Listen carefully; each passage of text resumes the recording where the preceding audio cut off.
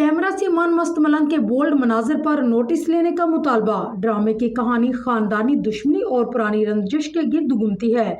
पाकिस्तानी मकबूल ड्रामे मन मस्त मलंग ने जहां लाखों नाजरीन के दिल जीते हैं, वहीं हालिया अकसात में कुछ मनाजर ने कई लोगों को परेशान और फिक्रमंद कर दिया।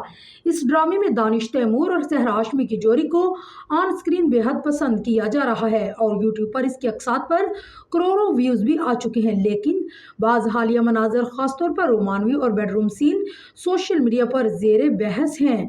कई नाजरीन का ख्याल है कि ये मनाजर फैमिली के साथ देखने के लिए मौजू नहीं और इनसे पाकिस्तानी ड्रामों का वकार मुतासर हो सकता है।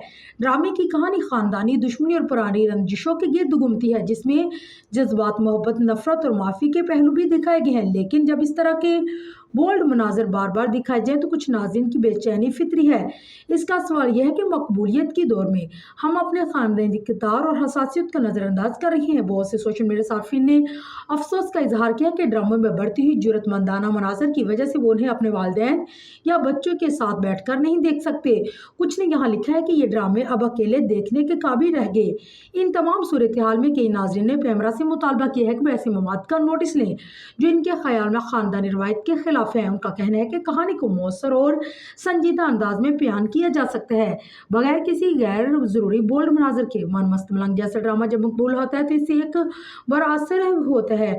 स्क्रीन पर दिखाई देने वाली कहानी लाखों घर में देखी जाती है और यही वजह है कि कहानी सुनाते वक्त ये समाजी जिम्मेदारी भी निभाना भूल जाते हैं।